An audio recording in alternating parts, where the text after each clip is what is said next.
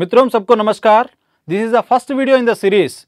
This video shows how a university denies reservations, violates recruitment rules of UGC and MHRD and deprives a decent life to the backward sections. To understand this, let's look at the English and Foreign Language University Hyderabad Faculty Recruitment Notification 2020. Total posts advertised 58. What do OBCs deserve? 27%. That means 16 posts out of 58. But how many did FLU mark? Only 8. Just in 58 posts, 8 qualified OBC aspirants are deprived a lifetime opportunity of their entry into a university. A clear violation of constitution. A clear violation of constitution. Our Adharaniya Pradhan Mantri Shri Narendra Modi ji is honoring the constitution at parliament level. But a few vice chancellors are dishonoring the same constitution at university level. Moreover, the very timing of this notification itself raises serious doubts. Last year, during May and June, it was a nationwide lockdown. Did we have transport? No. Did we have postal or courier services? No. Did we have internet cafes? No. But see what the university mandated. The application, along with self-attested copies of testimonials / certificates in an envelope duly superscribed. I repeat, in an envelope duly superscribed must be sent to the registrar. That means we have to send hard copies. Anyone with minimum common sense would know that the applicants from Kashmir, from Northeast, from any other state cannot send hard copies during a nationwide lockdown. This is nothing but forcing people to violate lockdown rules and putting their lives in risk. Not just this, university did not maintain any transparency in the entire recruitment process. They also violated all UGC and MHRD rules.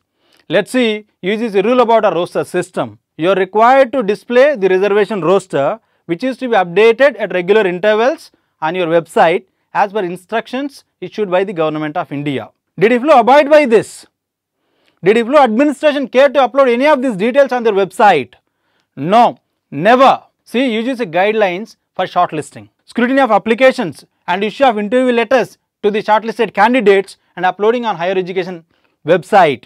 That means they have to upload all the shortlisted candidates' details on their university website. Did IFLU do it? Again a big no. Here let us see some universities that followed these rules.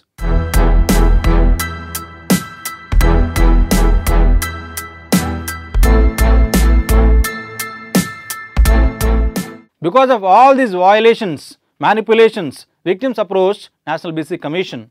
After a thorough hearing, see what the commission said.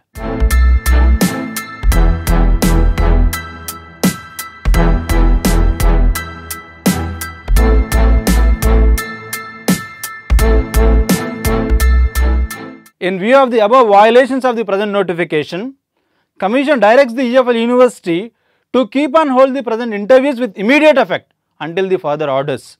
If the vacancies are filled by this notification, the OBC candidates will be deprived of their right and their OBC vacancies will be filled with non-reserved candidates, causing irreparable loss to the OBC candidates. But university authorities ignored the notice served by NCBC, National BC Commission, and carelessly continued with the interviews.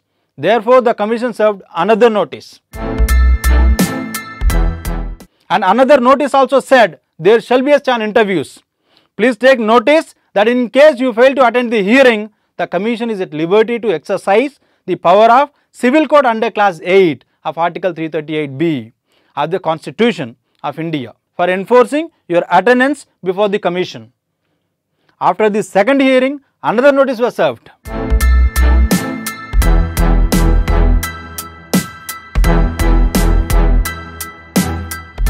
And the notice says you are required to submit the following information on an affidavit and there shall be a say on interviews until further orders. See the irony, university authorities, instead of correcting their mistake, they approached the High Court of Telangana questioning the sanctity of National BC Commission. Let's hope National BC Commission and High Court of Telangana together cancels this faulty notification, because this notification is against the spirit of Constitution and the vision of Dr. B.R. Ambedkar.